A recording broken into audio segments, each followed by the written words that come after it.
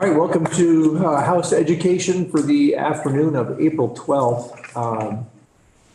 Going to start off turning to a discussion of universal pre-K, and we're lucky enough to have three folks from the Agency of Education who are really on the ground doing a lot of this work with schools to talk to us about it from their point of view.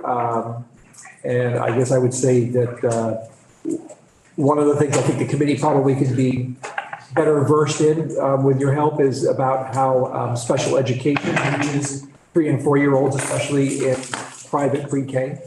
But anyway, I'm not sure if you have an order that you'd like to speak in or if you have prepared remarks, but I'm going to let one of you take it away and give us your insight. Thank you. Thank you very much. I'm not sure why my video isn't working. I do use Zoom quite a bit, so I'm not sure why my computer decided to be recalcitrant today. But for the record, my name is Meg Porcella, and I'm the Interim Director of the Student Support Services at the Agency of Education. And I have just a brief opening statement before I turn it over to Katie McCarthy and Wendy Scott to fill in some of the information that you were looking for. And I just wanted to say that the AOE does not support separating 4-year-olds from 3-year-olds in public pre-K. We support the current mixed delivery system at this time. And as a result of the findings from the recent pre-K study commissioned by the General Assembly, we've made a strong commitment to work in tandem across agencies to ensure improvements of the current system. And I want to add that the AOE would be interested in working with the General Assembly around increasing the number of hours beyond 10 per week. And we could come back in to talk about that more if you're interested next week. Just let us know through the usual channels. And I think Ted's in the room. Just let Ted know when you'd like us to come back if that's the case. But having said that, it's fine that you can't see me because I'm going to mute myself anyway and turn it over to Katie McCarthy and Wendy Scott. Thank you very much again for the opportunity. Thank you. Thank you. Hi, for the record, I am Katie McCarthy. I go by she, her pronouns, and I am the Early Childhood Special Education Coordinator at the Agency of Education. Would I be able to share my screen? I do have a PowerPoint. But I see that that is disabled right now. Thank you, host, right now. Thank you so much. And while Katie's doing that, for the record, Wendy Scott, I'm the UPK State Coordinator for the Agency of Education. Welcome. Thank you.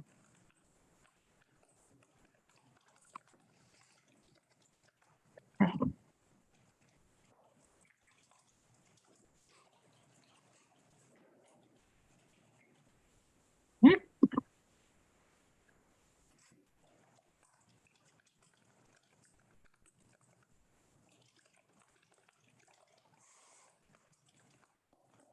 Sorry, everything is at the top, preventing me from sharing here.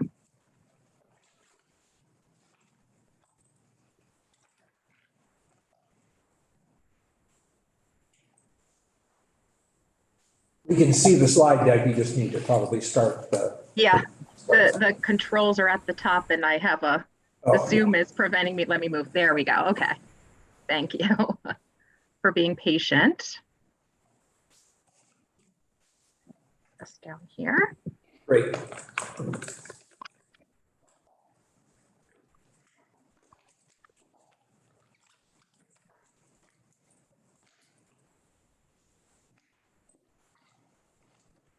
Okay, we wanted to start today with Vermont's guiding principles, supporting each and every young child in families' full and equitable participation. At the tail end of the Race to the Top Early Learning Challenge grant that we received in Vermont several years back, around 2015, and I believe this was 2017, that this was published in collaboration with several partners, including families, national and local experts in the field of early education, We did have support from not only the Agency of Education, but the Higher Ed Early Childhood Consortium, Help Me Grow, and BBF. And it just goes to state really briefly what we believe each and every young child birth through grade 3 and their family in Vermont, what we want for them within our state. We also developed around 2020 a high quality definition, of high quality pre-kindergarten with support from former Secretary French. We did also receive some input from local and national experts. For example, Lori Meyer at UVM. We had input from the field as well. And what was developed was this definition of high quality pre-K. What defines Vermont Universal Pre-Kindergarten Education, UPK, is the implementation of high quality, effective instruction by licensed educators who use evidence-based practices within intentionally designed early learning environments. Early educators align curriculum with the Vermont Early Learning Standards while adapting experiences to support the full participation of each and every child to realize their full potential and promote positive outcomes.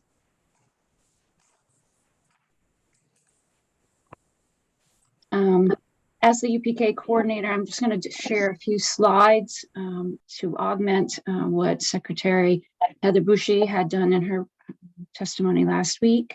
So just again, to reiterate, Act 166, Universal Pre-Kindergarten, we call it UPK usually for short, and this has been implemented since 2016.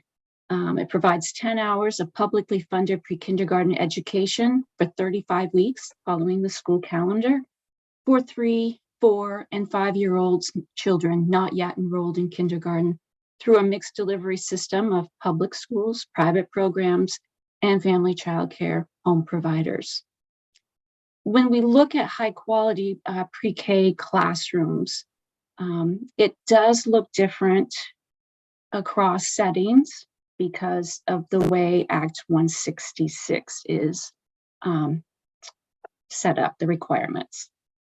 But we do hold value of the high quality definition, meaning direct instruction, pre-K instruction by a licensed early childhood educator, or it could be a licensed early childhood special educator.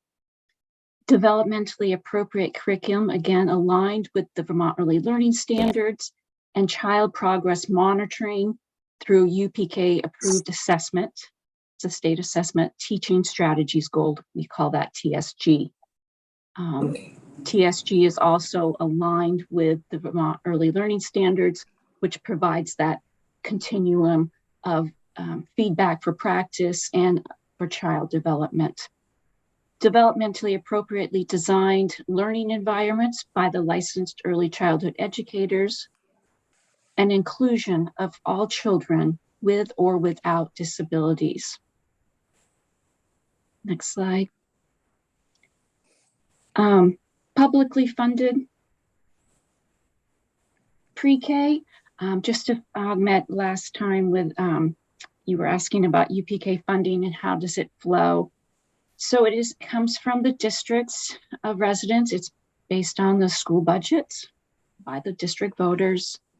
UPK funding, families enroll their children in UPK at their school of district of residence. They identify at that time a UPK program that their child will be attending. The attending UPK program will form a partnership agreement with the sending school district of residence. And this is how the UPK funding flows to private programs and family childhood home care providers, and in some cases, public schools outside of the district of residence. Average yearly membership is used for school budgeting and also for reporting to the Agency of Education. And for UPK, it is 0.46 and not the 1.0, which is for K through 12. Per Act 166, 10 hours of UPK per week is considered full-time.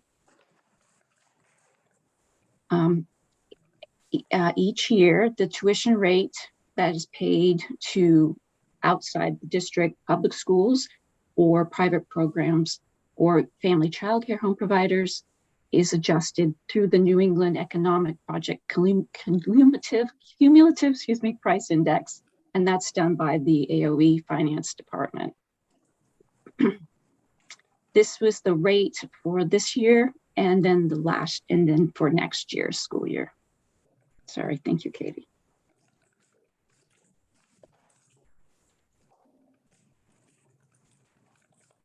UPK program totals by setting. I don't know if you had seen this before, but this is the current breakdown that we have. We have 416 programs, pre-qualified UPK programs statewide. We have 155 public school UPK pre-qualified programs. We have 212 private UPK pre-qualified programs, and a total of 49 family child care home pre-K pre-qualified programs. The total of UPK for 2021 to 2022 is 7,541. Unfortunately, at this time, I do not have the breakdown as far as private, how many children are in private programs, how many are in public schools, and how many are in family child care home providers, but I do know it's roughly 40% for public schools versus 60% for private or in family child care home providers. Next slide. Per Act 166, the licensed teacher is really the key priority, the key requirement. That is what UPK is based upon. And as you can see in the different settings, it looks a little different. And this is where the law contradicts the definition of high quality pre-kindergarten education.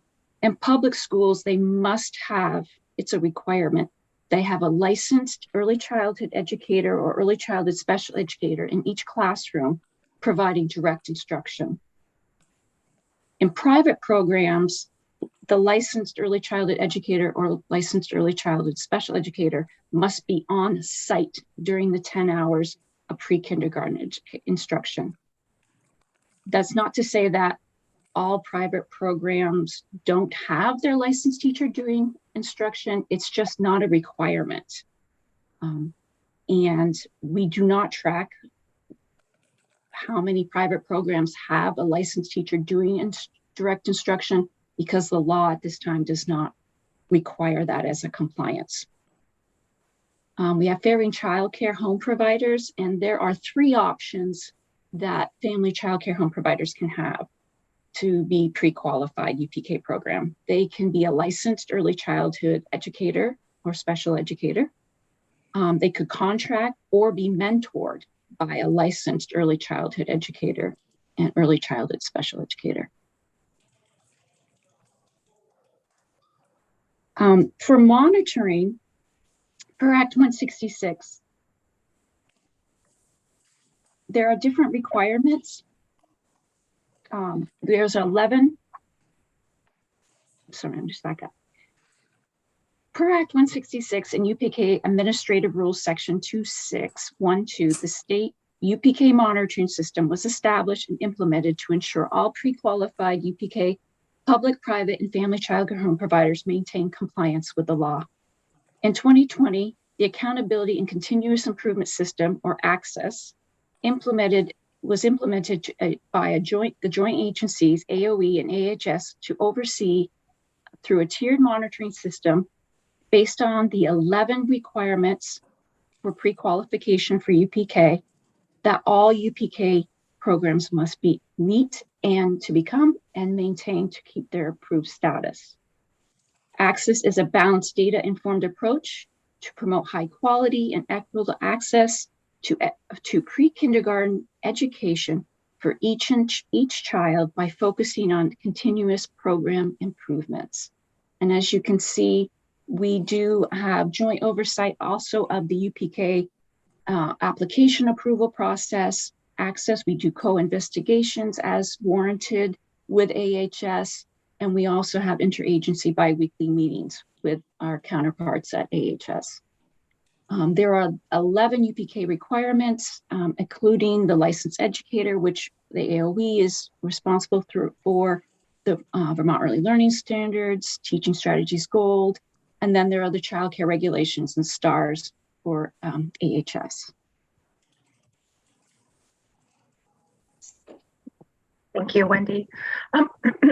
Before we get into 3-year-old, 3, 4, and 5-year-olds in early childhood special education, I wanted to draw your attention to this policy statement on inclusion. I won't read it to you, but I did want to point out that over the past 5 to 10 years, there has been an increasing focus on the importance of inclusion within early childhood settings.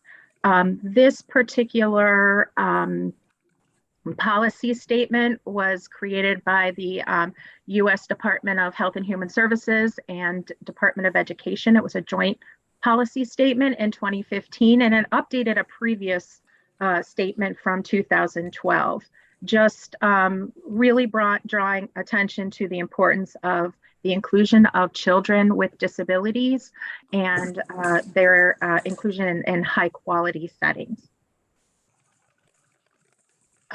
I also did want to make, and I apologize if this is repetitive and you do have a really strong base in early childhood special education and special education, but I did want to draw a little bit of a difference between IDEA Part B and Section 619. So IDEA, the Individuals with Disabilities in Education Act, Part B, covers ages 3 through 21. Around in the mid 80s, Section 619 that was specific to 3 through 5-year-olds was added, and it really 619 really talks about the authorization of additional preschool formula grants to states that are eligible under Section 611 of Part B. So states are eligible for this additional fund if they make free and appropriate public education available to all children ages 3 through 5 with disabilities. And currently in the United States, that is everyone. It isn't mandatory, but all states do currently provide IDEA services to preschool age children. When we talk about IDEA, sure. You have just a quick question here. I'm just wondering, when does it become mandatory? You know, I don't know. You know, there has been talk about with the reissue, when there is IDEA is reissued, the possibility of that becoming mandatory and written in there. But yeah, for the last 40 years or so, it has not been mandatory, but every state does it. But do you know what grade? I mean, it becomes mandatory at a certain grade, right? Oh, well, this is, I'm speaking about for, let me go back a little bit here. Yeah, I know, yeah. Yeah. For a FAPE at age 6 through 21, is that what you, yeah, 6 through 21 at age 6. Okay, great, thank you. Yes, yes, yeah. Thank you. Yeah. Thank you for clarifying that for me. Yeah. So when we look at IDEA Part C, we're talking about early intervention ages 0 through 3, and Part B, 3 through 21. So Part B doesn't start at age 6, it starts at age 3. The environments look a little different. So in early intervention, the IDEA describes Part C as having appropriate early intervention services made available to all eligible infants and toddlers with disabilities in natural environments. So the focus there is really on the home and in community settings. So children with without disabilities participate to the maximum extent appropriate, factoring in each child's routines, needs, and outcomes. At age 3, the environment changes a little bit around because we start to talk about least restrictive environment. So at age 3, special education and related services are to be made available to all children with disabilities, 3 through 21, to the maximum extent possible in the least restrictive environment, factoring in an individual child's unique strengths and needs. Also, within Part B, there is that provision of FAPE in the least restrictive environment. FAPE refers to the free and appropriate public education to a preschool child with a disability, and that FAPE is provided in the least restrictive environment where the child's unique needs, as described in their IEP, can be met, regardless of whether the LEA operates public preschool programs for children with disabilities.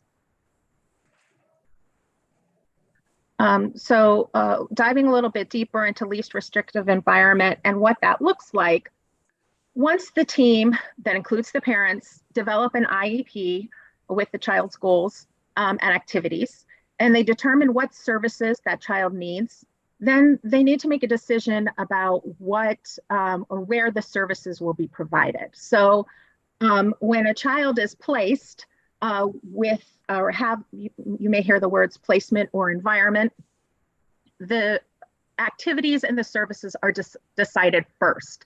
Then that placement option comes into play. IDA presumes the first placement option considered is the regular public preschool program the child would attend if the child did not have a disability.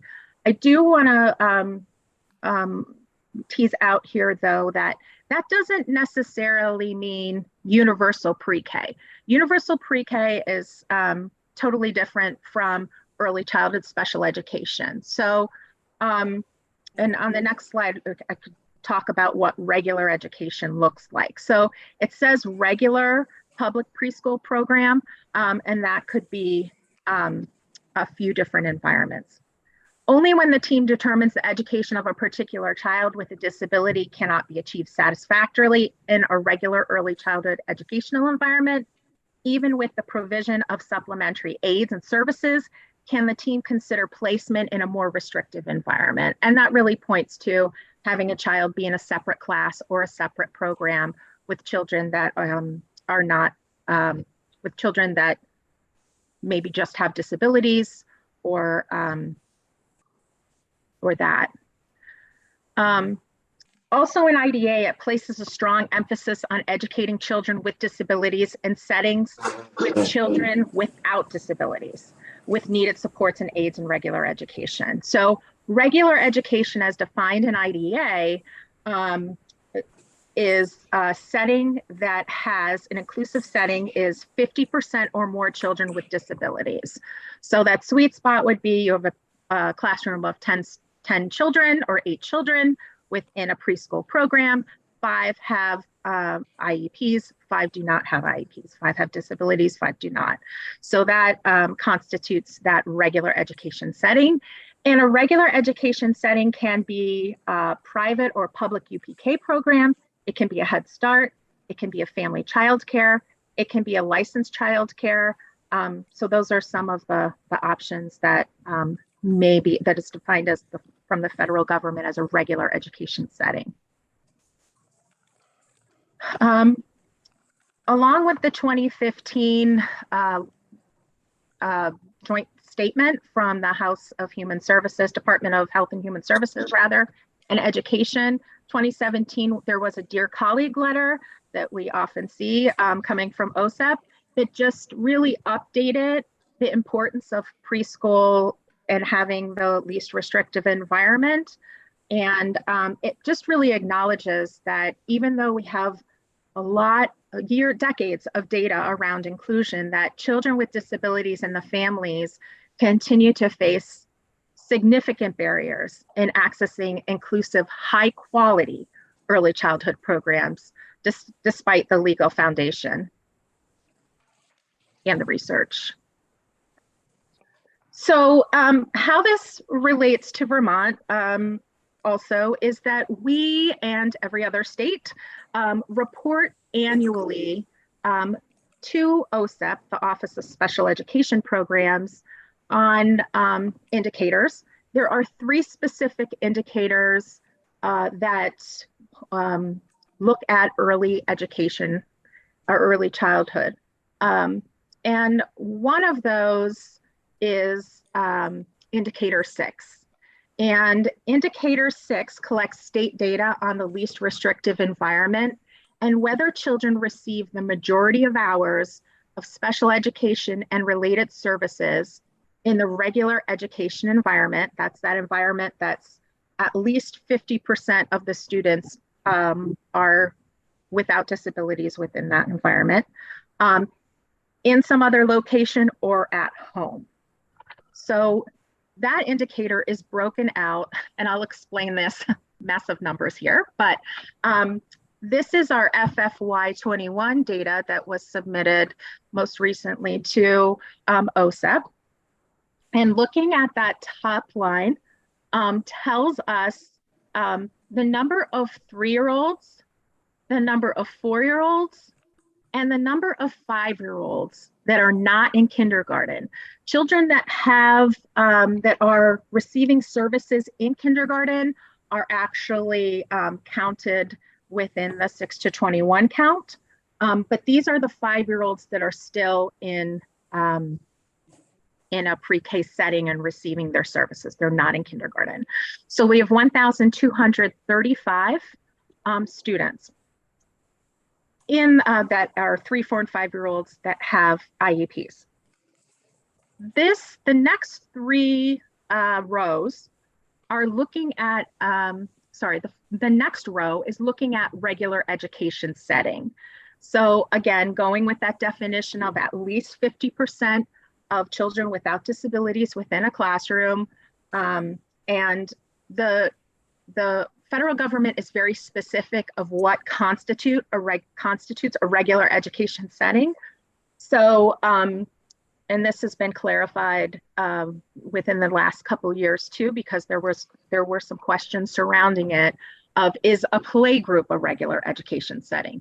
It is not, because in order to be a regular education setting, it needs to have a common, start time, stop time, and also that there is early learning standards involved, and it's a regular meeting. So there are some more guidelines around it. So in Vermont, we have 251 3-year-olds this particular year, and 408 4-year-olds that were in an inclusive regular education setting. They're receiving services, speech, language, the majority of their services in a regular education classroom. 162 of those students were age 5 in pre-K setting for a total of 821. So that gave us 66%. And within our reporting of least restrictive environment to OSEP, we have targets set, and they're under this indicator 6. There are 3 areas that we report on. 6A is the regular education setting, and we had a total of 66%. I will say historically, Vermont is usually at the top. We have been an inclusive state almost by default. We don't have a lot of separate classrooms that are just have children with disabilities within those classrooms. Our education is not set up that way, and our focus has been a lot on improving that quality. But 66% is one of the higher rates in the country. I think we may be number 3. I can look at that, but that's good. We did not meet our target this year, which was 68%. We fell a little bit short, and there's a little bit of COVID impact behind that. Separate story. 6B looks at, I'm not going to spend much time, looks at children that are in a separate class or a separate school. You can see those numbers are really low. And then the last is because a family home, though it's not an inclusive setting, it is one of the options of children to receive their services. And there are about 85 3 through 5-year-olds that do receive their services at home.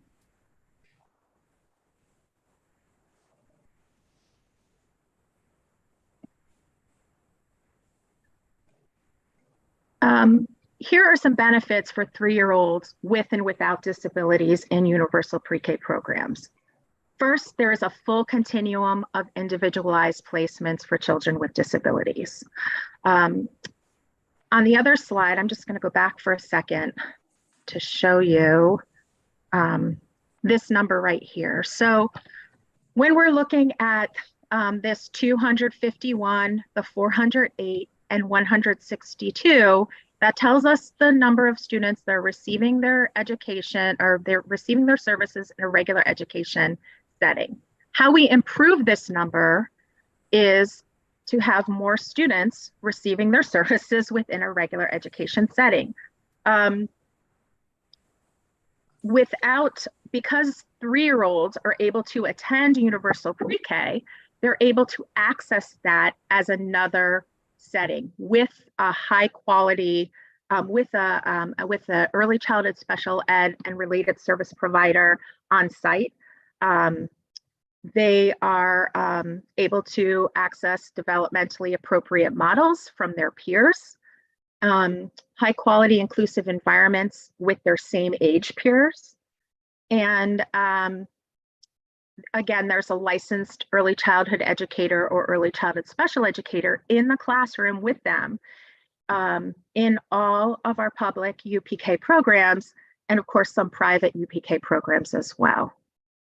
So I wanted to point that out because without 3-year-olds in UPK, that does take away an environment that could be considered high quality with the inclusion of an early childhood special educator and an early childhood educator in that classroom, which we had talked about before of being high quality. I'm gonna just ask a quick question, if you don't mind.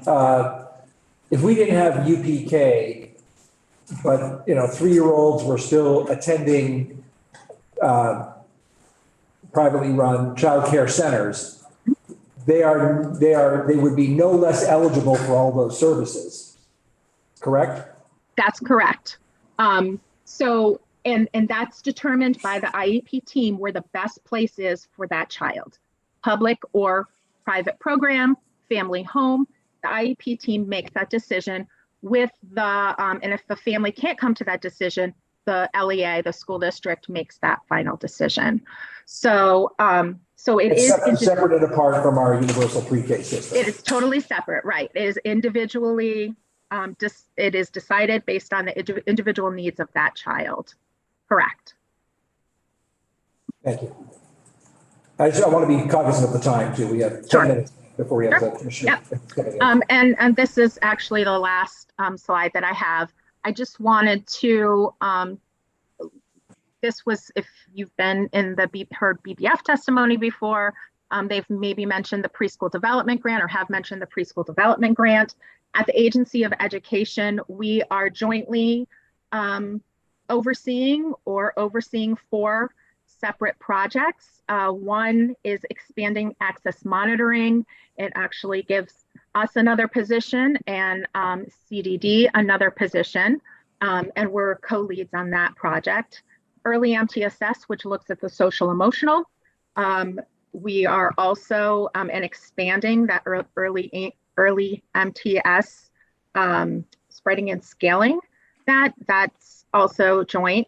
The Vermont Early Learning Standards is another project where we'll be boosting the visibility of the VELS and use through a new calendars and some other website and postings. on VELS and looking at them across national standards to make sure they're current. And then finally, provisional licensing, which is important with our teacher shortage, and gives another route for licensing of early childhood and early childhood special education educators. And that's over 3 years. There's also a data position that the AOE will have too. And these are some resources. We'll make sure that you have the slides after. Apologize for not having them ahead of time to you. Great, thank you. Would you take a moment and explain what Triple E is and how it fits into this network? Sure. Triple E is the same as early childhood special education. So there's been a change. There's been a change kind of over more toward early childhood special education. And the history behind that is boring, but it's just that there was a little confusion over some educators or community members calling it as a specific program that their child was going to Triple E. So we're working on changing that language, and there has been some additional language to kind of bridge that change in the special education rules that that just rolled out. But it currently is a program, a special program that a child goes to. No, it's the services that are provided.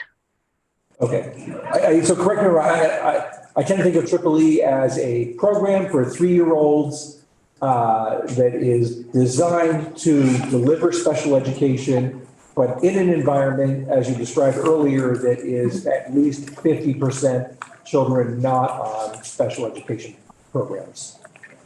Right. It's and it's tricky with the language because it's the language the feds use also with programs. But yes, that was the clarification is it's not a place where you send your child. It's the placement is the environment, and that is hopefully a high quality inclusive setting with children of different disabilities. So the Triple E word in the past kind of was connotating that was almost like a resource room or a program where children would attend of children that also had disabilities with no other interaction of children without disabilities. So Triple E services could be at a high quality nonprofit private child care center that has far more than 50% students. Absolutely. Absolutely. And that's individually based on what the child's needs are. Can I, Please. and they also could be delivered at the home, right? If a child's not in either type of center, the district is obligated to send the special educators out, to the child to provide the services. Sure. Yes, and within IDEA, again, the LEA makes the final decision if there's a disagreement that it does happen between where the family would like family services to be provided and where the LEA believes is the best environment for that child to receive services. So when it does get to that point, it comes down to the LEA making the final decision. They make the final call. And then when that happens, the LEA must be very careful to inform the family of what they may be giving up their FAPE, their free and appropriate public education in the LRE, if they do not take the services that are offered by the LEA. I'll also say that LEAs or school districts cannot make blanket statements and say, we only have children coming to our program for special education services. Because of the nature of IDEA and it being individualized, there are no blanket statements that should be made by LEAs.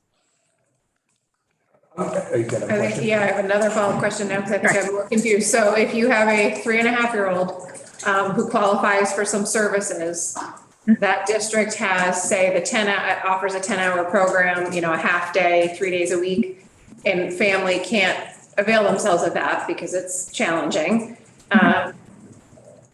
The LEA could say, then if you can't come to the program to get the services, we cannot provide them, or they do have to provide them in the home or where the child is. Right. So I do want to caution separating UPK and the 10 hours from special education, because that's just a setting. Universal pre-K is one of the settings that can be used to provide services. So that is a discussion because the family is a member of the IEP team. However, the LEA does make the final decision, takes everything in and weighs what they believe is best for the child. And then of course if a family doesn't agree with the child's placement, the child's services and the child's placement, that is when families can file dispute resolution and to the Agency of Education. So it goes through that path as well. But when it comes down to that, if families can, we really encourage in our technical assistance that districts work with families and really listen to what they believe is best for their child because they are members within that IEP team. Yeah. Thank you very much. You're welcome. Question over here, Representative Austin has a question. Is there anything equivalent to the praxis for getting your license as an early childhood educator? Okay. Wendy, I'm going to defer to you to talk about licensing and what that looks like in early childhood special ed and early education. Yeah, sure. So right now, we did talk about the provisional process for early childhood educators or early childhood special educators who work in private programs or family child care home providers, and that who do not have access to a superintendent provisional license. So that is one way to how the private programs maintain their UPK status. It is also gives them 2 years to find a pathway to educator licensing. There are two pathways that we know of. Of course, AOE peer review process, which is a portfolio process, and then the Vermont Higher Ed Collaborative has an approved ROPA approved program where a person with a degree, a 4-year degree, can get an initial licensure for early childhood education with 18 credits coursework, and again early childhood special ed with 21 credits for coursework, and that would be initial licensure. So those are two pathways, and then the provisional license is kind of like, well, you know what a provisional license is, but it's kind of like a band-aid to at least keep the program's UPK qualification status. And it also is actually growing the profession too. Great. I think we're going to call it there because we have testimony coming in at 3. We've probably only scratched the surface here, but I really want to appreciate the fact it was good for us to hear it from those of you who are kind of working in it directly day by day and giving us a lot more insight into the special education aspect of things. Really appreciate it. Thank you. We appreciate it as well. Thank you. Thank you.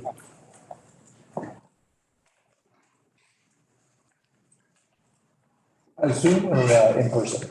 I think we're about to find out. I was just asking whether our next witness was going to be Zoom or in person. Take your time. Sure. Need to look into the system. Yes.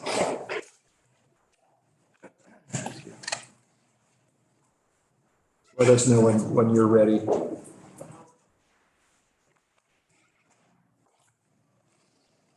everybody, Dr. Levine's slide deck is on our website. I don't think we've had Dr. Levine here in person since COVID. Good thing. Okay.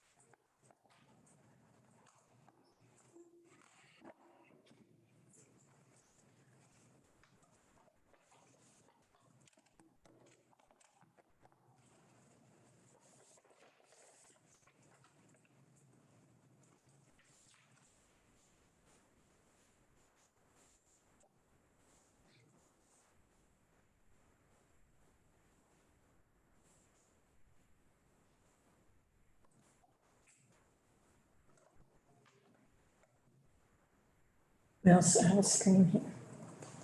Yep. It's not on the screen. Oh, it's happening. Don't feel the need to share your screen if you don't want to, because we have this, everybody's got it on their devices. Turns out I can do it.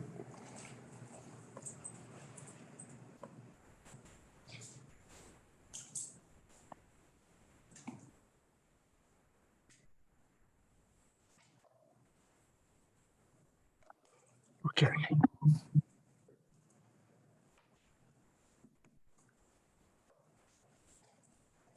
No. This is a problem. Oh, maybe not. I think We're good. You're muted. You're in control. before we begin, I guess, for the sake of time or whatever, many of us have sort of had the presentation on the health effects and have also sort of seen the presentation as given to school districts when they have.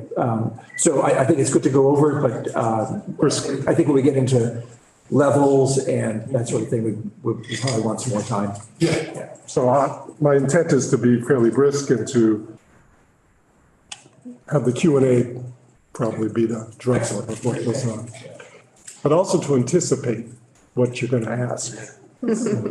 Great. So why don't you do your formal introduction and then we'll move right on to the presentation. Mark Levine, Commissioner of Health. As you know, we're going to talk about PCBs testing in schools, and my main goals are to talk quickly about the health effects, mostly to counter myths with facts. And a lot of that has to do with the health effects as well as the testing protocol and why we're basing ours on air and why it looks the way it looks. And the long and the short of it will be why we don't feel a pause is appropriate in the testing.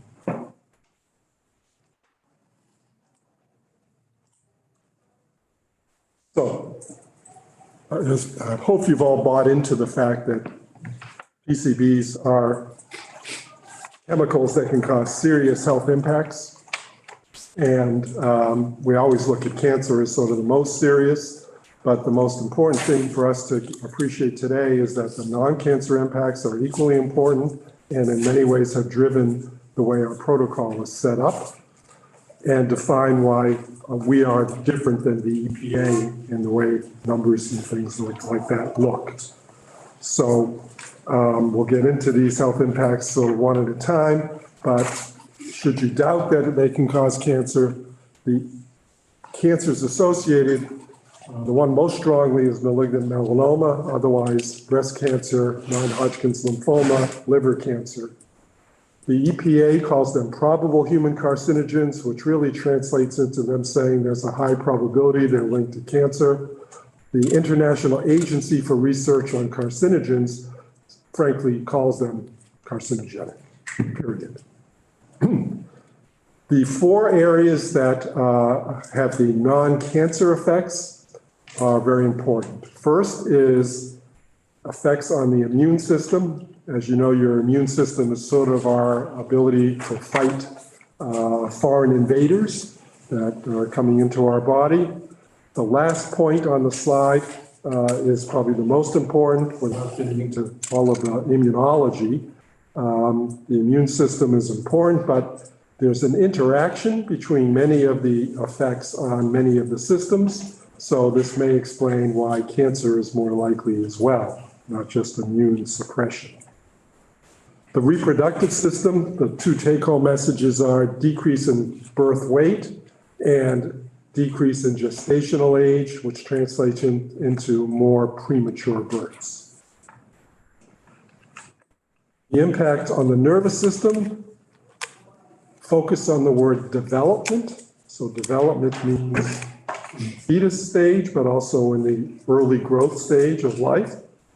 And the impacts are mainly on the important things like learning, short-term memory, visual recognition.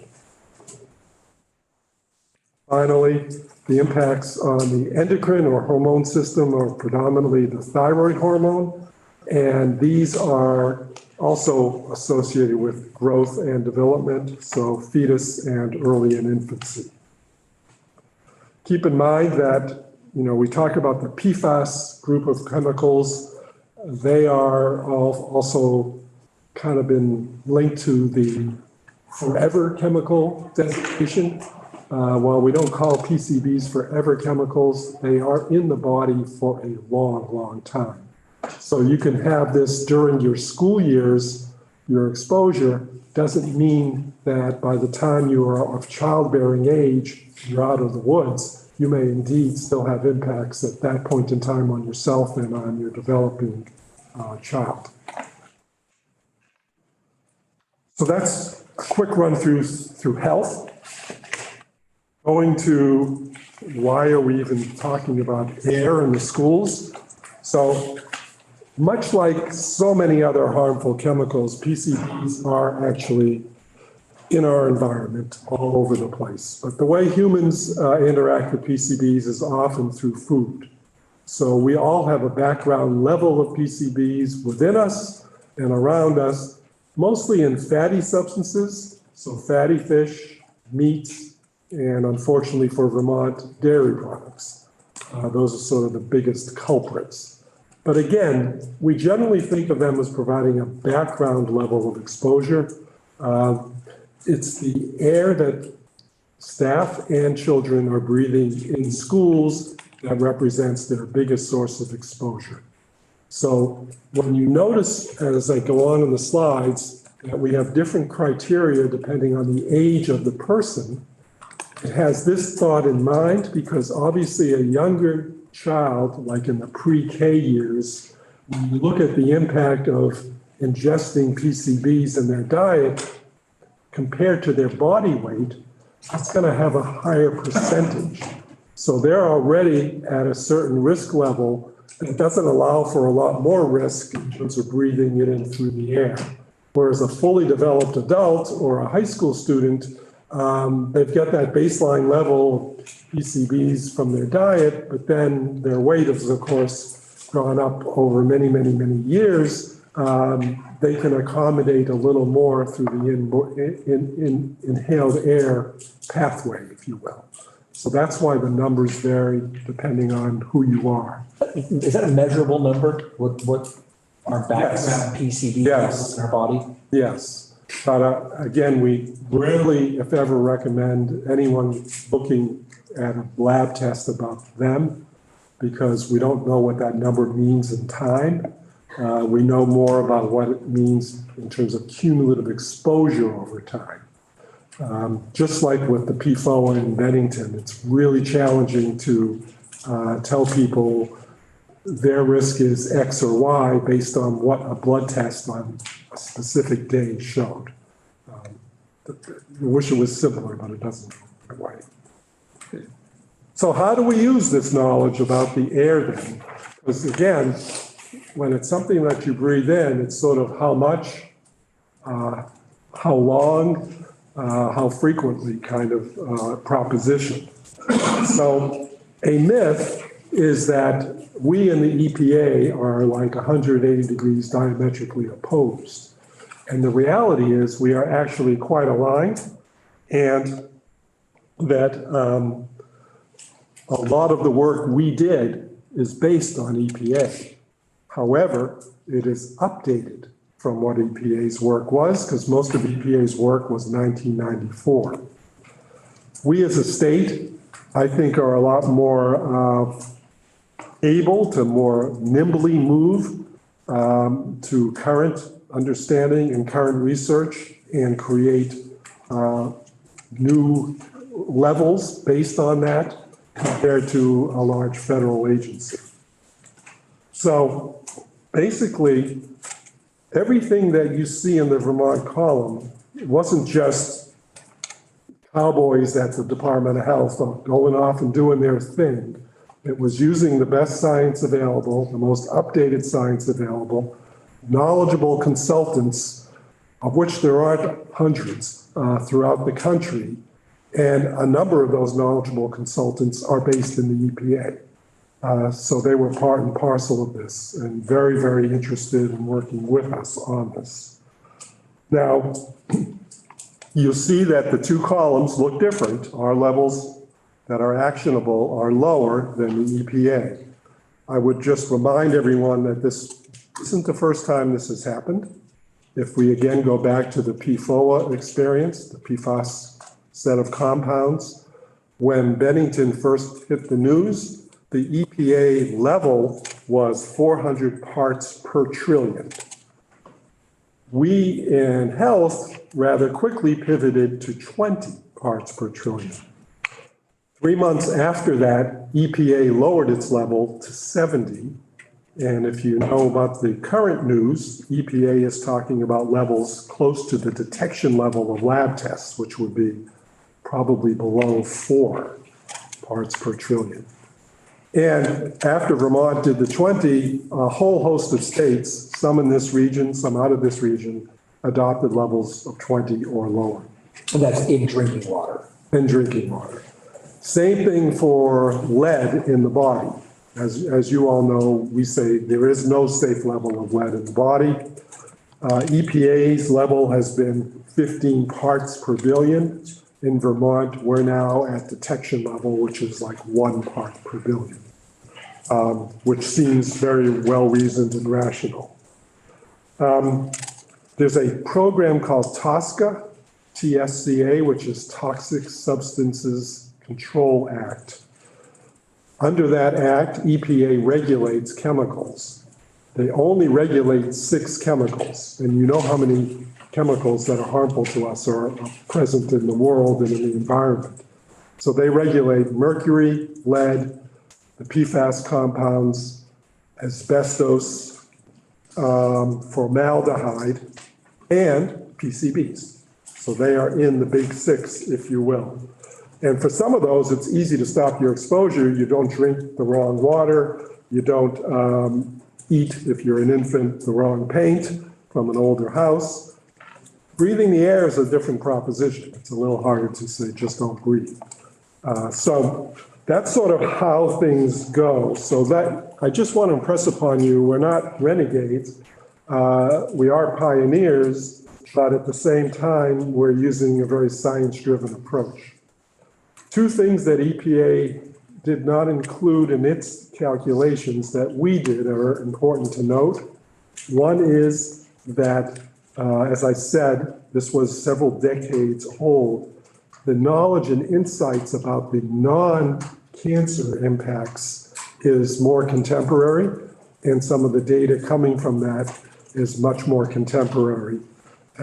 So we integrated that into this framework. We also integrated a new type of level. So EPA uses an average exposure level. Using the word average, you can imagine that 50% of the population are protected. We use what's called an RME, a reasonable maximal exposure level, which accounts for 95%. So it's more protective. So those are sort of some of the big ticket points, if you will, on the current science and the approach that hopefully help you understand why our levels are low. Now, if you look at the screening level of 15, that was developed in 2014 during a pilot of less than a half a dozen schools that fortunately didn't show any of them higher than that. And we left it alone for a period of time.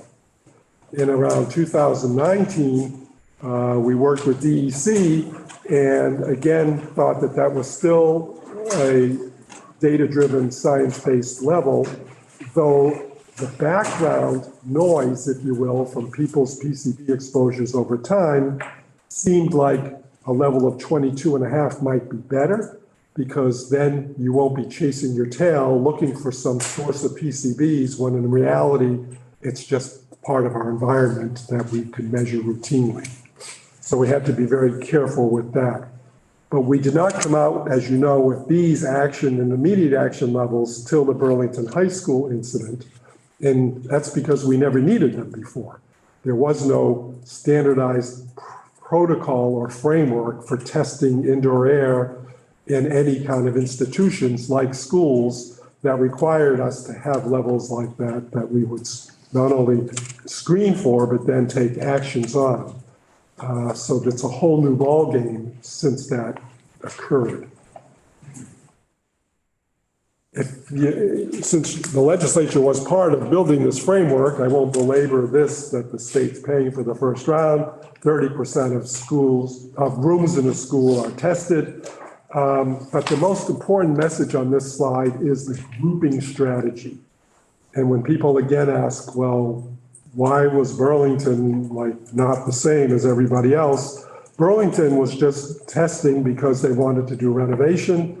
They had a lot of information in Burlington in terms of some of the air levels. They also, and they meaning consultants and the EPA specifically, had a ton of information about the sources of the PCBs in the building and the amount of structural work that would be required in those buildings, as well as information about the soil below and surrounding the buildings. So it was a very different proposition. And if you talked about, well, couldn't the high school students have stayed in building whatever and not in these other buildings? Because a grouping strategy wasn't done, you couldn't make assumptions about the rooms that weren't tested, if they were safe or not safe, without doing a whole new testing across the entire schools, which it was decided they weren't going to do. And it wasn't the health department or the state that told them what to do or not to do, though we advised them all along the way on health impacts, et cetera. It was really working with their consultants, with themselves as a community, and with the federal agency that was very involved because of the astronomical levels that were found in some of the places that determined that they were going to move on and vacate the schools. So this grouping strategy is, here's what it looks like. Like color goes with like color. So many schools, like in this picture, there's a whole wing of classrooms, and they're all built in the same time, and they're built in the same way, and they weren't renovated differently than other rooms in the building. So once the consultants go through a pre-inventory of a school, they can take all those green rooms on these wings and say, they're all the same. So if we test 2 or 3 of each grouping and we find they're all fine, well, students can occupy all of the rooms. On the other hand, if we find some aren't fine, that has implications for what we'll tell them about the rooms that weren't tested. And the same goes for whatever color you want to use. And obviously, there are rooms that you can't group, like if it's a cafeteria or it's a gym or an auditorium or what have you. So they get looked at very independently. So we sort of take this pre-inventory. That helps the school understand what rooms are going to be tested and the community as well, because a letter is supposed to go out from the school system to their community, letting them know the testing is going to be happening. And it also helps us determine which schools should be on the priority list. By having experts in the field assess the buildings in terms of construction date, renovation date, need for future renovations, equity values built in, like percentage of reduced cost of free school lunches, whole host of factors put in together in a formula and come out with a priority list of which schools come first. When results eventually come back, this we're not going to spend a lot of time on, but based on, there are 2 sets of levels. There's the school action level, which as the initial graph showed, didn't, but the range is youngest age to oldest age, which is why there's a range. And then there's what's called the immediate action level, which is 3 times the school action level. The immediate action level means you can't use the room, period. You've got to do work immediately. The school action levels provide us with the flexibility to do what everyone in this room would want us to do, which is, number 1, not close the school, and number 2, not make kids leave the school because there's rooms that they can't use. It gives us the flexibility to direct students and teaching and classroom activities to the right rooms for the right amount of time. So depending on which options in this diagram are chosen, the options vary by what's the age of the kid, what's the hours per week that room can be used for that age kid, should that room have any restrictions on it at all or no restrictions on it at all based on the level that came back. And it's assumed that students can spend a safe number of hours, even in a room that came in with a higher school action level, lower than the immediate action level, as long as an ongoing strategy is occurring for mitigation. And that ongoing strategy will be, of course, looking at what they think the sources might have been in the room, offering things like filters, carbon filters, increases in the ventilation system, some fairly quick things you can pivot to that will allow education to continue going on, while the greater work of let's really figure this out and see if there's something we can reverse totally goes on over a longer period of time. So the goal of the whole framework is keep kids in school, identify where the risks are, and then make sure that students can still remain in the school environment, but have their risk be assessed and lowered within a reasonable framework, which is what this does. Now, we send to the community a spreadsheet like this, which goes room by room by room and shows if it was a tested room or if it was a grouped room, if it can be used unrestricted period, because it was fine, or if it wasn't perfect, but there are ways that you can still keep a certain number of hours per week, from a high number to a low number, and what that means in terms of how quickly you have to mitigate the process. So we work directly with schools the minute the results come back, and then have meetings if the school wants it with the greater community to make sure that goes well. There's probably a lot of questions, but let me just get through the last 2 slides and then we can get to that. I want to remind everyone that we as a state, not just as a health department, are truly pioneers in this activity. We're the only state doing this. EPA is watching with great interest. Other states are all watching with great interest because many states have seen problems, as this slide alludes to, but done nothing about it. And there are countries like Sweden that actually have made a very much of a mandate in public buildings that this has to be taken care of for people to occupy those buildings. So that's going pretty far. And then on my last slide is essentially just a little bit of a conclusion. I hope I've convinced you that the health impacts are not trivial and should be respected, and that we need to keep that focus for sure. That it's often true that students and staff can't avoid these exposures, so we need to protect them from sources that they can't avoid. I hope I've illustrated this is a thoughtful approach. The fact is, it's very thoughtful, and I'd hate for us to have to sort of set up a whole new program all over again or modify it. That would waste a lot of valuable time and resources. If we did pause, there would be inequity in the system because now there's minimum of 30 plus schools that have been tested and are in a process and can benefit from this. And lastly, bolded in the slide, pausing testing doesn't stop exposure to these chemicals, which do cause serious harm effects. And I can tell you that in real time, we are protecting students and staff. The latest newspaper articles are about Twin Valley in Wilmington. And bottom line is the classrooms were great, but they had a problem in larger congregate kind of rooms. So they're working on that, and the DEC people were able to quickly order and access high carbon filters, working with the ventilation system, so that students could actually begin to start using these rooms again at the same time. So, you know, we're finding things real time, and it would be a shame to just interrupt that. I can tell you that in the first 32, I believe, schools we tested, or 28, 10 of them came back with school action levels that were elevated, and 4 of those 10 had immediate action levels that were elevated.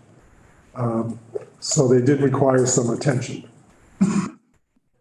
I will stop there because I have a feeling you'll have a lot of questions. There's going to be a lot of questions. I'm going to, in my power of trying to start. So in the action levels that were set, I listened to the presentation at Twin Valley, and the person from the health department said that these numbers represent, we wanted to have levels that represented a statistic of 6 in a million potential cancer cases.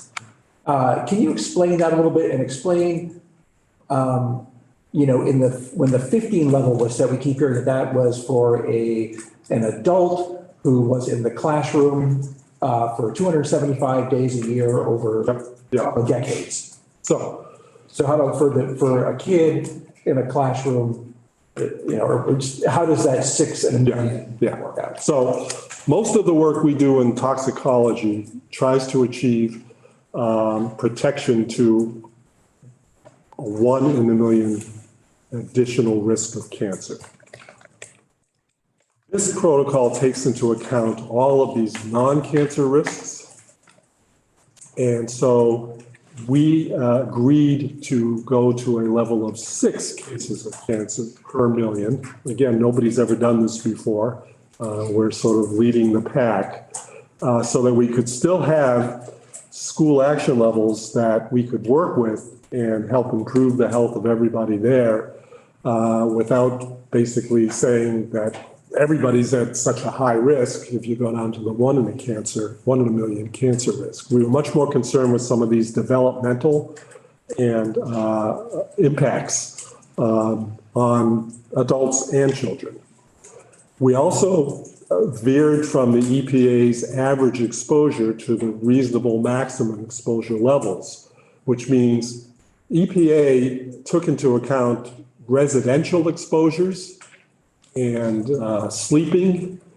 We decided that was really not going to comprise a very significant component of an individual's exposure, and we were most interested in these buildings that were constructed between 1930 and 1980 that have these chemicals in their framework, if you will, and that we would look at the amount of time somebody would spend, including potential summertime, so hours per day and days per year, as a reasonable maximal level to try to protect in an umbrella fashion the maximum number of people.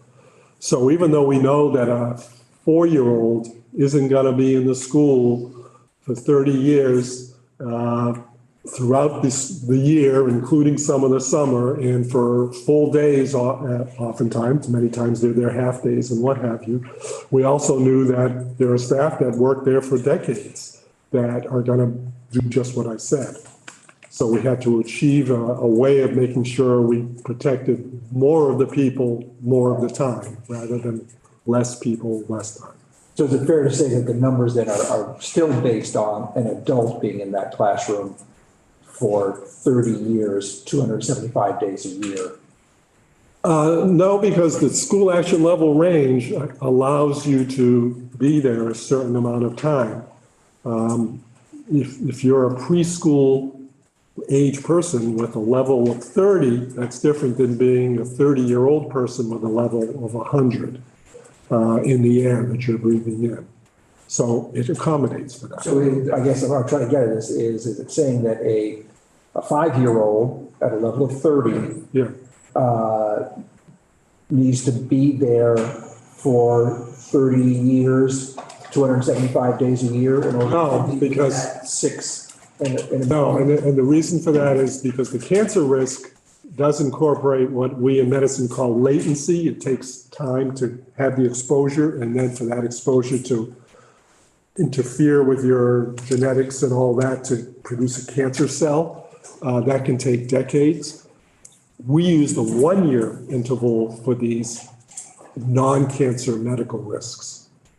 And that's the big difference. So the reasonable maximal exposure methodology incorporates 1 year for non-cancer risks. And before I go on, this testing program was not at the urging of the health department, is that correct? Which testing The program? PCB testing program. I'm not sure what you mean by the urgent. I guess, did the health department urge the legislature Oh, to create this PCB testing? Yeah, we advocated for this.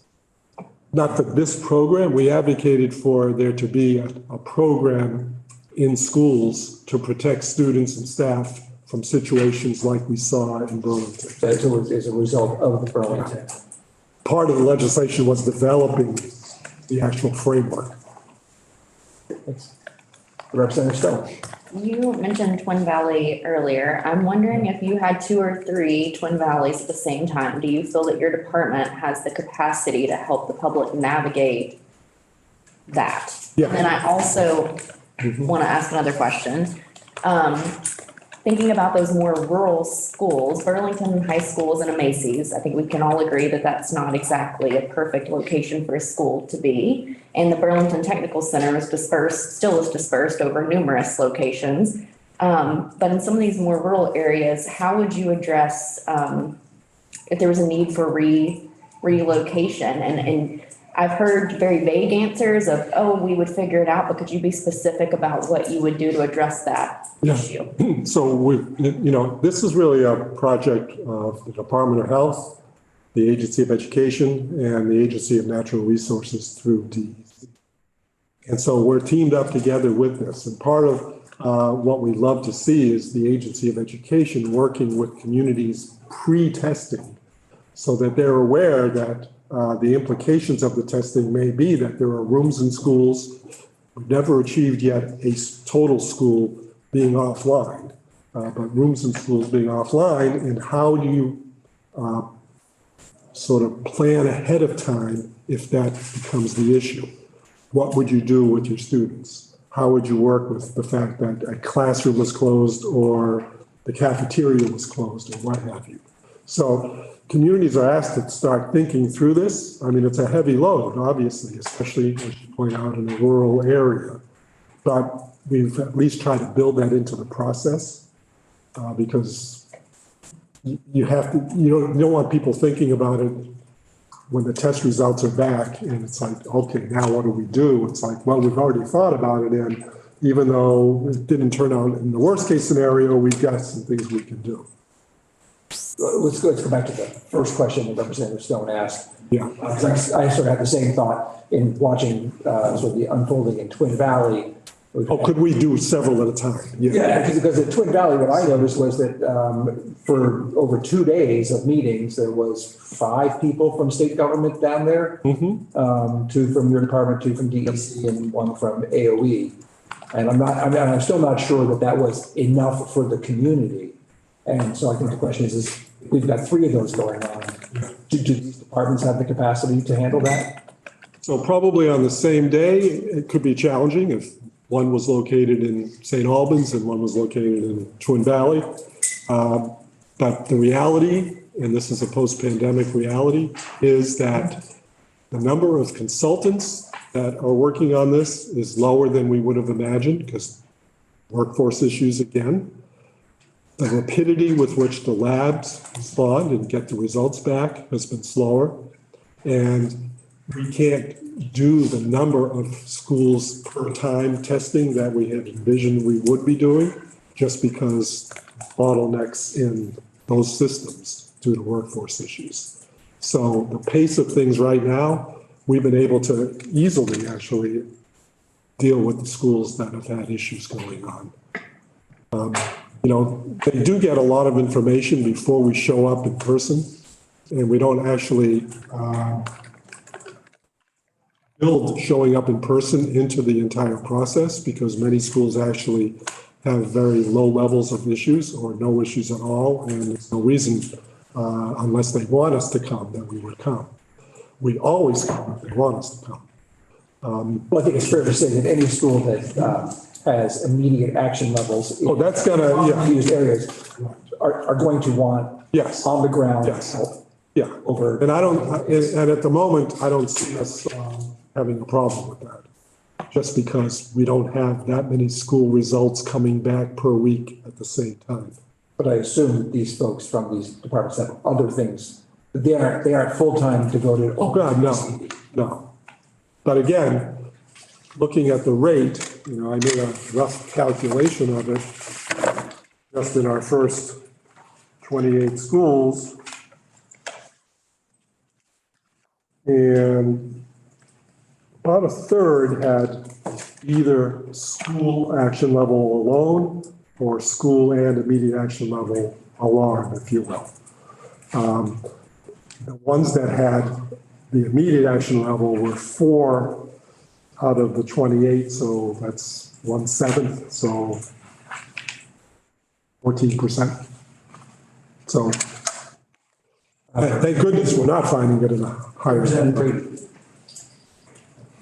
Is there any kind of metric or any calculation from Department of Health when you're, looking at toxins? Certainly, I don't think any of us are, denying or, take issue with that. It's the entire context of what we're in. And so where and how in the decision-making process and among the agencies do the other risks, the risks of closing classrooms, the risks of closing schools, the tremendously real mental health crisis that we are in, as a result of having learned a lot about relative risks and having to, make trade-offs and be much more aware of public health throughout the pandemic.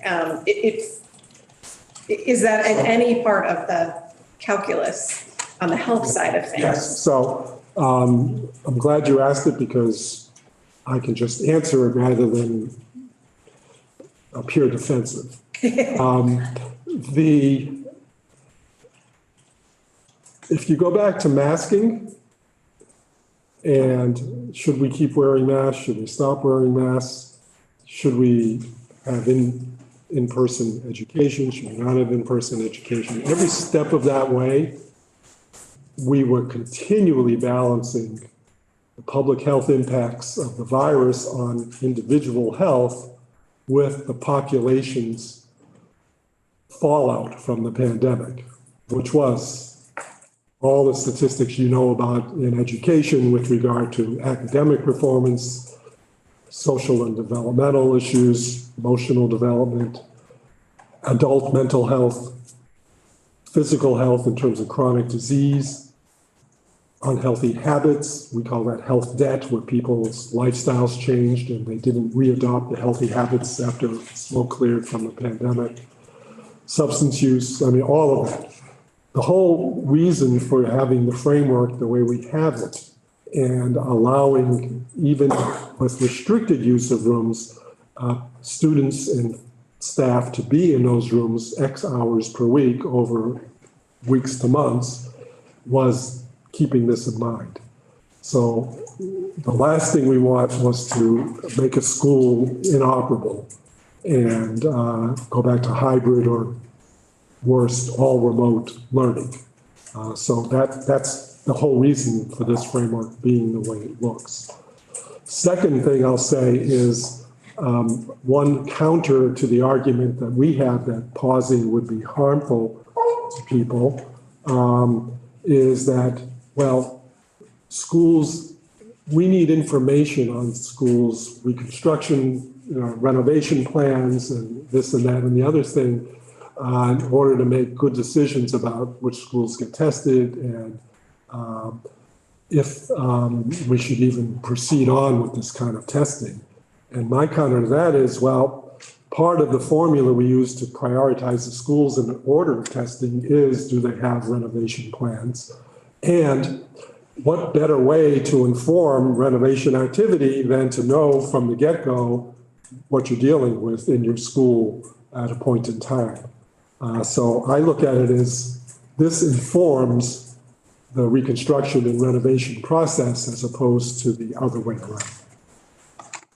I appreciate that, and I think probably we see it differently, but that's our intention in the bill that many of us supported in the committee, is that it absolutely, those do need to work in tandem and inform each other, and that, the reason for the policy change we are proposing is so that that will happen and isn't just a hopeful piece, but is a guaranteed piece. But I think just because we're on the record here, and I know that the education community is watching, I think it's important for us to, consider being sort of pioneers on an environmental and toxicology side, and then, can our huge public school system really move that nimbly? It may be, we can maybe nimbly adjust action levels, but schools are not, they're full of human beings and schedules and spaces and cannot necessarily be so nimble. And so my concern, I think I speak for others, is that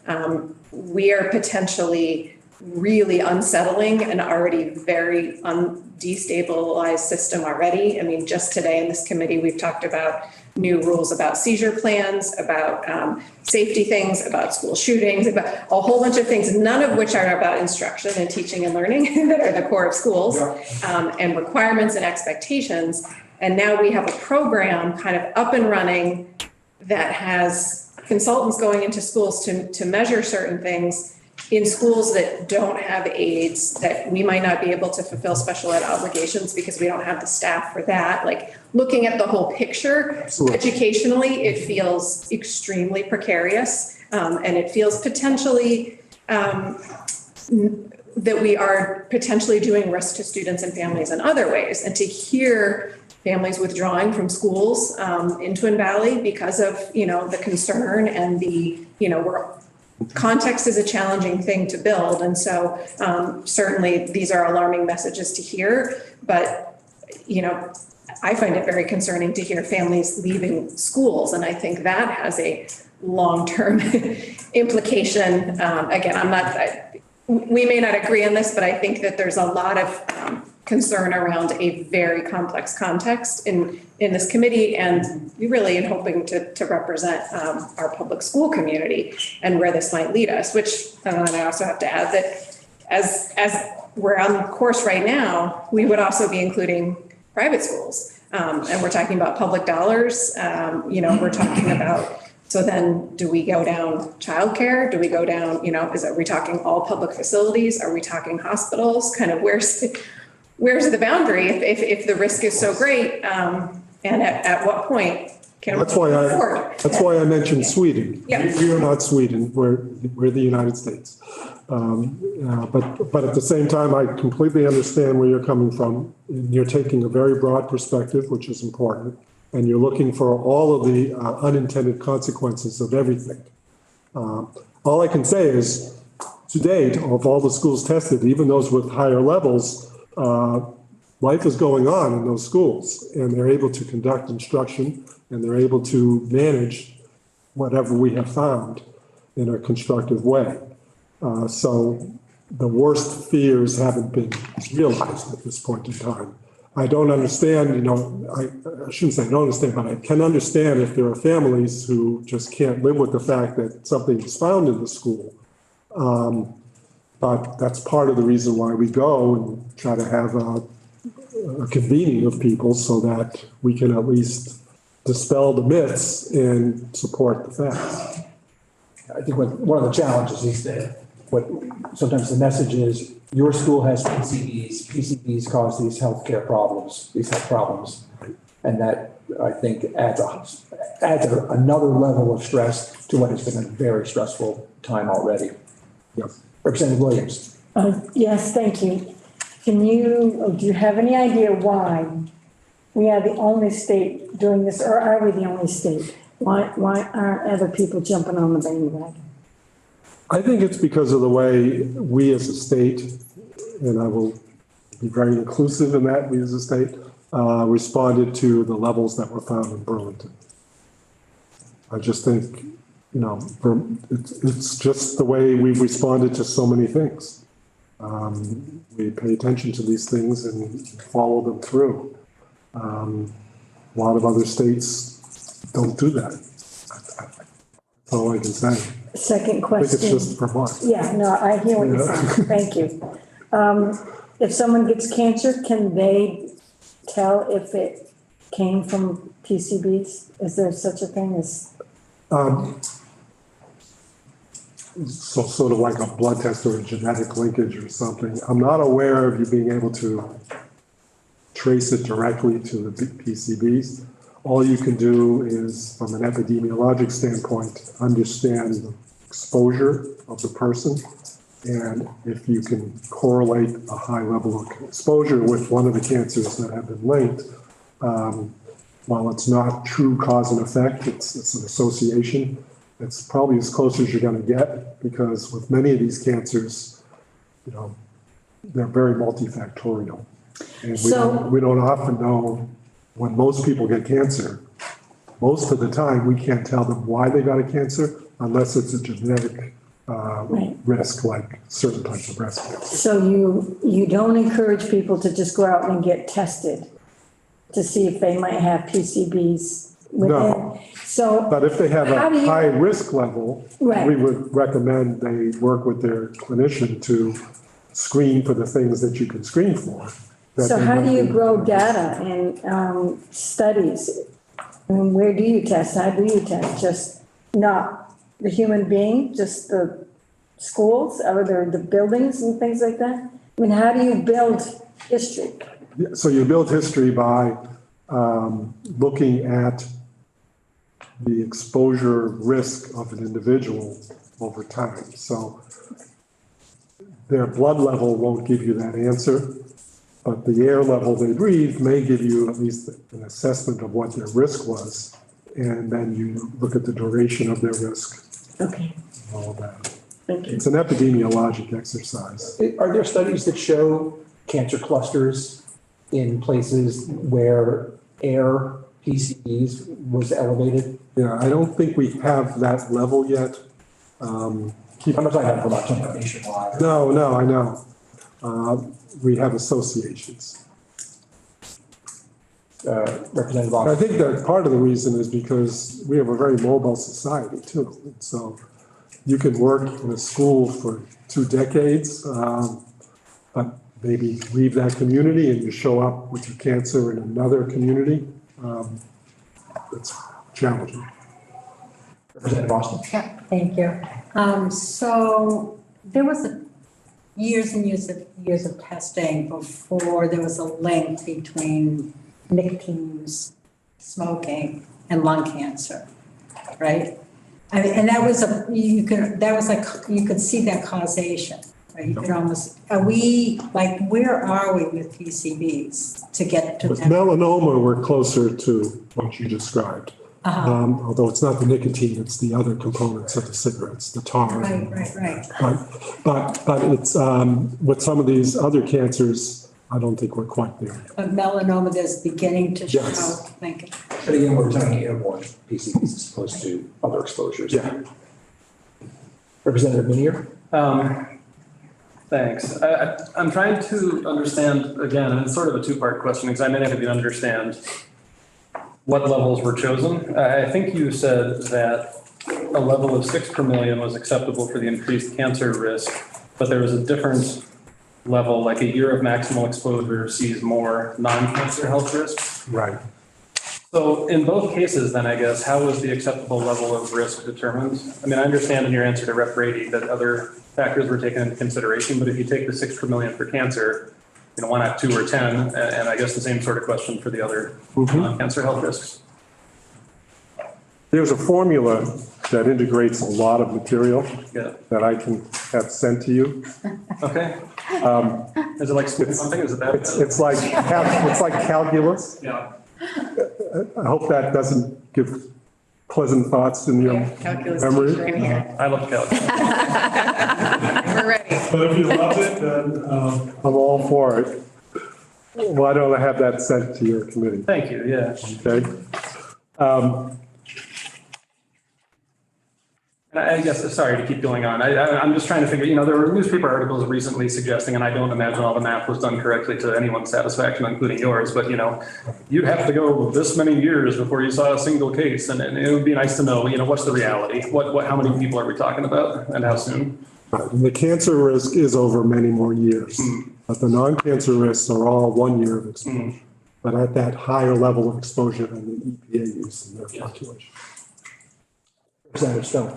I want to go back to the second question that I asked about, thinking about space for temporary, permanent relocation, addressing issues. What I think I heard you say is that you're working with communities proactively, or you suggest that AOE does. I'm just wondering, is that already being done now? Like, are you going into these smaller towns, these rural communities and saying your backup plan if something happens is this, A, B, and C? And if not, I feel like this was a well-intentioned program, but what policies do you have in place to make sure that communities are prepared? And if not, do you feel like there's a better way to do that? Well, I'm sure there's a better way to do that. Now, I know the Secretary of Education, in working with superintendents across the state, has said something similar abundant times and encouraged that. I know that for a fact, one thing that's not in policy, not in the legislation, so that we can't mandate it, but we encourage it strongly, is that initial letter that goes out from the school to the community of learners in their school system, letting them know that the testing for PCBs is going to occur on a certain time frame. So that explains to us why when we go to these meetings after the fact and the results are in and the community wants to meet with us, there are people at those meetings who are kind of in the dark that this was even going on. So with our lead testing and the drinking water in schools, we were able to actually send something out consistently to everyone because it was part of the legislation.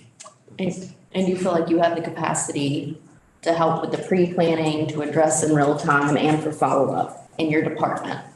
The pre-planning only so much as it would be through written communication. I don't believe and it's actually, it's a little bit of a divide and conquer approach, but we are the ones who assess the health risks and try to work with the schools in terms of which rooms can be used and not used based on those health risks. It's the Department of Environmental Conservation who work with the school on actually the mitigation and the remediation part. So the planning for that is with their consultants that they've been utilizing. I don't want to speak for their capacity to do as much as you just described, ahead of the testing in the school. Representative Brownell. I can't answer for that. I guess I'd ask the question, you must have had a program in place for when you handled the lead issues. Oh, yeah. Would this be a similar process that's done when they find PCBs in a building? How would it differ? The process is very similar, but the impact is very different because with the lead, you would turn the faucet off. Yeah. And Instant. And at the most, you would bring in a water filler, a bottle filler, or more bottled water. With this, it's like, can you occupy parts of the school because you're breathing the air throughout the school? So it's a little different proposition when it comes down to what the results imply is going to happen. In the case that these buildings are being tested, you say you brought in a water cooler, would you have modular rooms if it was necessary for a building, or is that even in your planning or thinking on this? Because we are concerned, a lot of schools are rural, and if they shut down, there is no place for them to go. So how does that thought go through what your planning is? That's again why we've encouraged our colleagues to work with their communities ahead of time so that they've gone through some kind of a thought process of where in the community there might be alternate venues. Again, it hasn't happened yet. And even in schools that have had problems, it's been very easy for us to put the students where they can be in those schools and not in the rooms. It hasn't necessarily been easy on the school. Not an initial blush, but over time, yes. I think it's a shock to the system when it happens. But then when people see how things progressed, witness, I know that like Charlotte had a problem in the kitchen. And that's actually been remediated already. And it caused a disruption over a period of time, which they accommodated, and things worked out well. I know there was a superintendent who was very vocal initially when the set of results came back in a school in their district, and really didn't feel comfortable or confident in how things were going to flow. And now that superintendent has appeared at meetings that we've been having with other schools and spoken very positively about what can happen and how it can happen. So again, anything new often generates more anxiety and angst. It's understandable. The superintendent might disagree with your characterization of him speaking positively about how things work. At least, But let me ask you this, if this is. He's been very supportive of the school, of the schools that have encountered the problems. Tried to help them. I just want to ask, you urge this level of testing, you feel it's important, all that. Why was there not similar urging for preschools, hospitals, colleges? Sure. So number one is because the original problem was identified in a school. Number two was the knowledge about the number of schools in Vermont constructed during these peak years for PCB being part of the construction, whether it's in the caulking or other materials. So I think it's just knowledge of school systems in Vermont, and they are old quite often. Would you say that it probably should be done for hospitals, for example, that were constructed during that time? I suspect most in the state were. I wouldn't want to say without at least pilot testing to have some sense of that. I'm just clarification, would it be AOE that would help communities prepare, or is it Department of Environment that would help I communities? think it would be a combination. Combination. Representative Brown and then Representative Stone. Thanks. I just wanted to go back to something that you mentioned earlier, which I think was sort of an element of this discussion that I hadn't thought about for a while, which was that when that initial sort of priority rating list was put together for which schools should be tested first, you mentioned that that inventory did take into account schools that had sort of immediate plans for, renovation or construction. So just sort of acknowledging that as an important piece of the puzzle as we look to restart our school construction aid program here in Vermont. I mean, I think that one of the big concerns around implementing a pause was that we're going to have probably, a big wave of schools who are wanting to engage in this work. And so we just want them to have the opportunity to sort of integrate these two things. So if it was a significant element that went into sort of this initial planning, shouldn't we give this the time and space to loop in all the folks who are going to want to take advantage of a new school construction program? So just to give you the short list of the way the scoring system worked, to say which schools should be higher priority. Assuming these are only schools constructed or renovated before 1980. What were the construction renovation dates? Were there HVAC updates planned? Upcoming renovations planned? Had there been any prior mitigation of PCBs completed? Was there a childcare at the school? And what was the percentage of students receiving free or reduced lunch? So all of that, higher math again, got integrated into a formula to come out with a number. And then we have a published list of the priority rankings and the numbers. Yeah. I think one of the issues I would just bring up is that defining a district has renovation planned and Yes. is a very vague thing, because there are many out there who are saying at some point we need to do a whole bunch of stuff, but that's a little different than having it planned probably by your definition. Yeah, and there may have been something built in on what's the immediacy of the planning? Is it really are planning for next year versus at some point we'd like to do something? Representative Stone? I was just pointing to.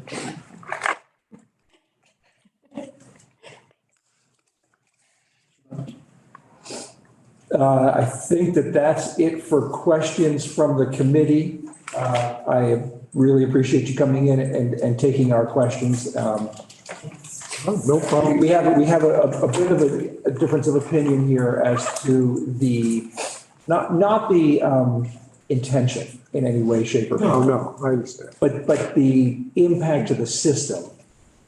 I think that your work probably, and you're happy to have you respond to this, does not take into account the fact that the cost of remediation for however many schools, no one has any idea what the answer to that question is. The potential disruption to our school system, nobody really knows what that's going to be. And I think that none of those questions were even considered when this program got started. And I think that that's why this committee has sort of felt like we need to sit back and really put in the deliberation and the thoughtfulness before things move down the road too far and we are really disrupting our school system after a period of really significant disruption. Right, and the year that this legislation went into effect was 21? Yes. Right? Yeah, so understood that though there was a pandemic, it was a different time than coming out of the pandemic as well. I'm not quite sure what your point is at that. Well, I mean, this heightened awareness and alertness to all of the fallout from the pandemic, which is partially what you're talking about. is much more intense now than it was perhaps when you were debating the original legislation about the PCB. I guess I would say that the original legislation didn't get much debate. There was no debate in the House. Right. No, that's what I mean. So I mean, we're in a different time. I appreciate that. Yeah, I would say that we were on Zoom at the time because of COVID. Yeah. I think we were feeling just as heightened then as we are now. Okay. Representative Austin? Yeah, so just to clarify, it sounds like you're dealing with science on one side and conjecture on the other. Like, do we have data on the impact of COVID? I mean, I know learning loss has occurred, mental illness has increased. So it's kind of like, what price do we want to pay? Do we want to increase mental illness? Right. And all, learning loss and stuff like that, or look at PCBs and do something about them. Is that kind of like the dilemma that we're in? Oh, I don't think it has to be an either or. I think it can still be an and. Mm-hmm.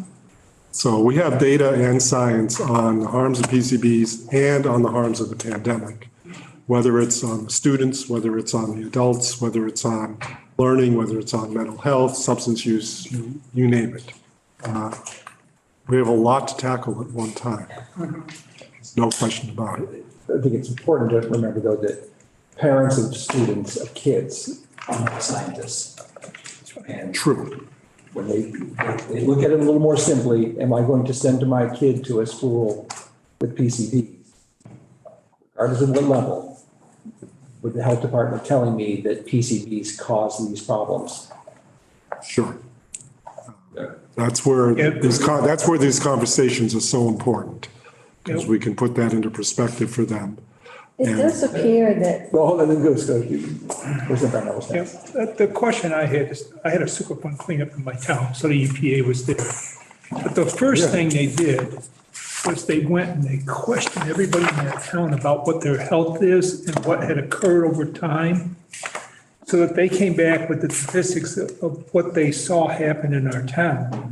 Have we done anything at all to look at our school systems and say what health issues we have seen? You're talking about cancer, which is serious.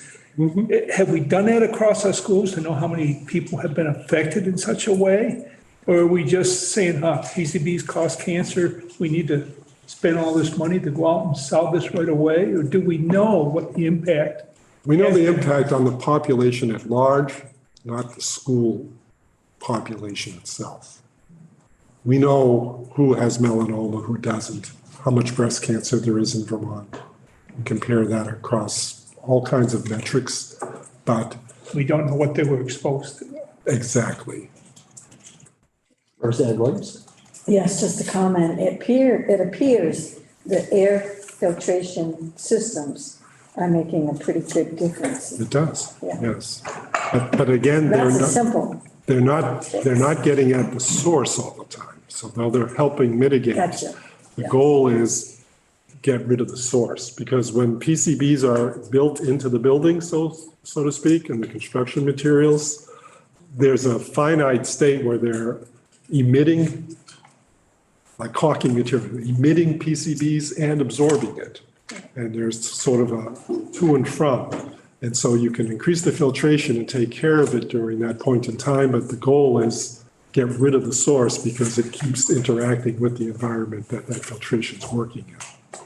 In a world of limited financial resources, if you had $35 million to address health issues that children are exposed to, where would this fall in your list of priorities? I think of PFAS, which we've discovered, and drinking water. We've always had lead paint as an issue in homes. Where would you like to, if you could wave a magic wand and say, here's how I would tackle childhood issues? Yeah, no, I would look at environmental problems. Yeah, I would look at the TSCA, the 6 chemicals, and we're addressing lead in Vermont every day, whether it's at the school level or at the home level. We're addressing asbestos every day, whether it's in the home level or in some other part of our built environment. We're addressing PFOA, the PFAS compounds every day. And now you're helping and trying to create legislation to try to get at the source of those as opposed to just sort of take care of it once we find it. But we have an approach to that as well, and the EPA is working with the whole country now to lower the levels there.